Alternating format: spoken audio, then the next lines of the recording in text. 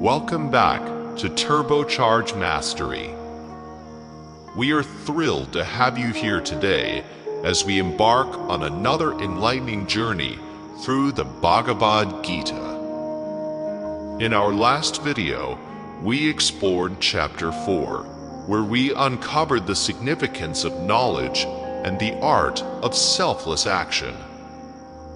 If you haven't seen it yet, make sure to check it out, as it beautifully sets the stage for our discussion today. Today, we'll be diving deep into Chapter 5, known as Karma Sannyasa Yoga, or the Yoga of Renunciation. This chapter presents a rich tapestry of philosophical insights that addresses one of the most fundamental dilemmas in life, the balance between action and renunciation. So let's unravel this profound chapter together. Chapter 5 of the Bhagavad Gita serves as a critical junction where Lord Krishna elaborates on the paths of action and renunciation. Arjuna is grappling with confusion and uncertainty about his responsibilities as a warrior, and he seeks clarity from Krishna on whether it is better to renounce actions or to engage in them. Theme: why confusion of action versus renunciation. Arjuna starts with a sincere inquiry. He poses a question to Krishna: which is better, to renounce action or to engage in action? This sets the stage for a deep exploration of both paths. Arjuna is torn between his duties as a warrior and his desire for peace and renunciation. He embodies the human experience of feeling overwhelmed by choices, especially when those choices impact our loved ones. This internal conflict is something many of us can relate to. At times, we may feel burdened by responsibilities, questioning whether to fully engage in our roles or take a step back from it all. This is where the Gita's teachings become especially relevant. It invites us to ponder our paths and the motivations behind our choices. Theme 2: the true renunciant. Krishna clarifies the concept of renunciation. He explains that true renunciation does not equate to abandoning all action. Rather, it involves renouncing the fruits of our actions. A true renunciant is one who performs their duties without attachment to the results. Krishna's perspective significantly reshapes our understanding of renunciation. It's not about inaction or escaping our responsibilities. It's about acting without selfish desires or expectations. This approach encourages us to embrace our duties while letting go of the need for recognition or reward. Imagine how liberating that would feel, engaging fully in our tasks while remaining unattached to outcomes could lead to a profound sense of freedom and joy. The analogy of the lotus flower beautifully illustrates this idea. Just as the lotus remains pristine and untouched by the muddy waters in which it grows, we too can navigate life's challenges without being contaminated by them, as long as we maintain a mindset of detachment. This teaching empowers us to remain centered regardless of external circumstances. Theme 3: the path of selfless action, Karma Yoga. Next, Krishna emphasizes the importance of Karma Yoga, the path of selfless action. He advocates that engaging in one's duties with a spirit of selflessness is superior to mere renunciation. This selfless action leads to greater spiritual growth and ultimately to liberation. Think about this for a moment. By performing our duties without attachment to the results, we contribute positively to the world while also nurturing our own spiritual growth. This balance is what leads to a fulfilling life.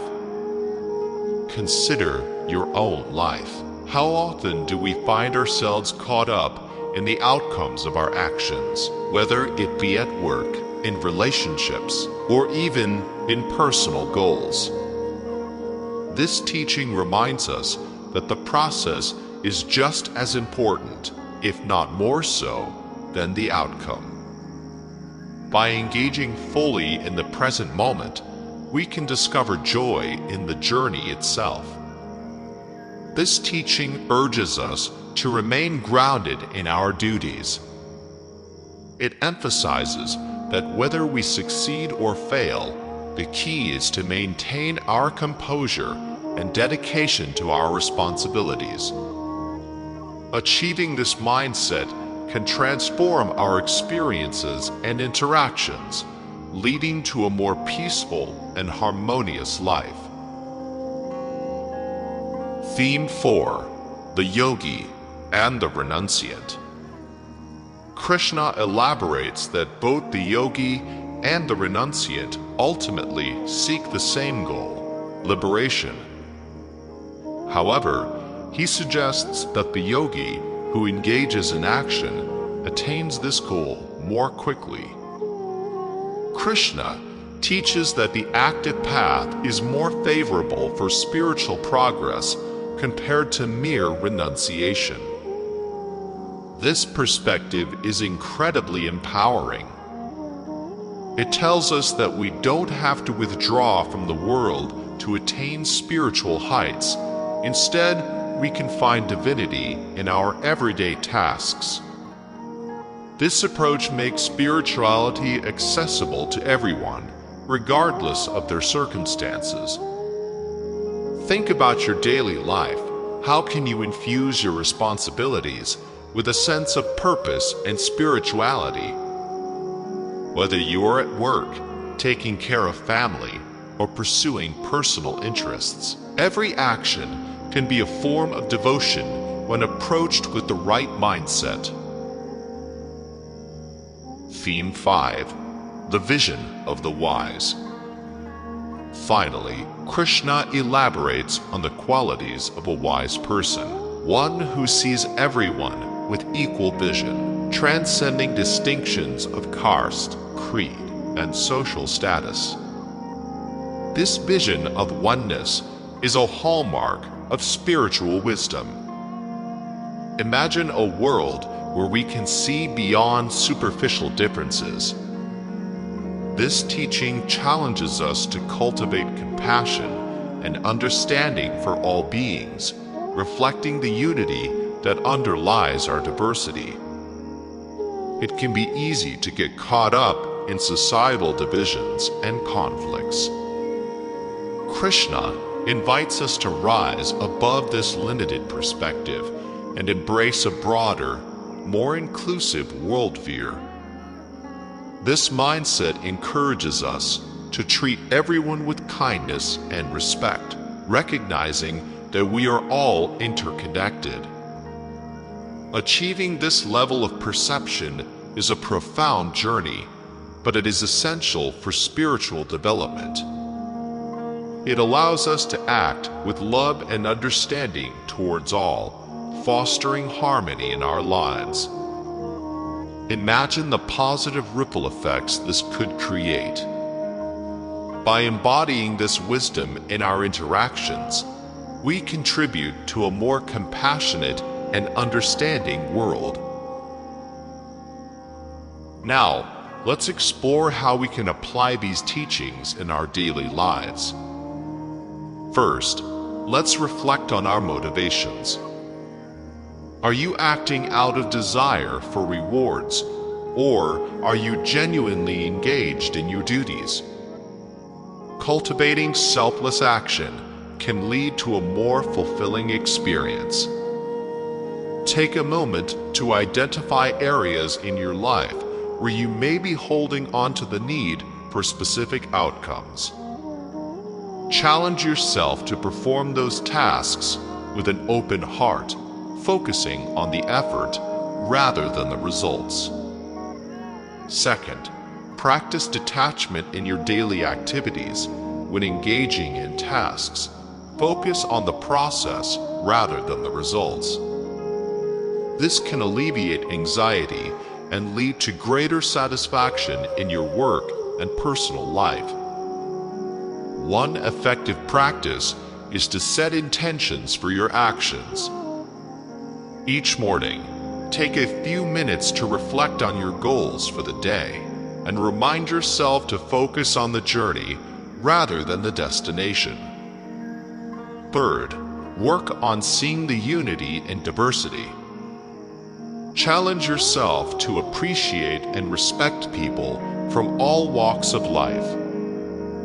Engage in conversations with those who hold different perspectives and backgrounds and find common ground. This can help cultivate compassion and deepen your connections with others. Lastly, integrate mindfulness into your daily routine. Whether in work or relationships, being present and aware can transform your experiences and help you act with clarity and purpose. Consider incorporating mindfulness practices such as meditation, mindful breathing, or even simple awareness exercises throughout your day. These practices can help ground you in the present moment and foster a sense of inner peace and stability. Conclusion. Chapter 5 of the Bhagavad Gita teaches us the intricate balance between action and renunciation. Krishna's insights on selfless action and the vision of the wise guide us toward a more harmonious and fulfilling life. Remember, these teachings are not just for Arjuna. They are timeless wisdom for everyone seeking spiritual growth. As we wrap up our discussion, let's carry these lessons into our lives. The journey of self-discovery and personal growth is ongoing, and every step we take in understanding these principles can lead us closer to inner peace and fulfillment. If you found this video insightful, please like, share, and subscribe to TurboCharge Mastery for more enlightening content on the Bhagavad Gita and beyond. Your support helps us reach more individuals on their spiritual journeys. Don't forget to hit the bell icon for notifications about our next video on Chapter 6 of the Bhagavad Gita, where we'll explore the fascinating concepts of meditation and self-discipline. Thank you for watching, and see you in the next video.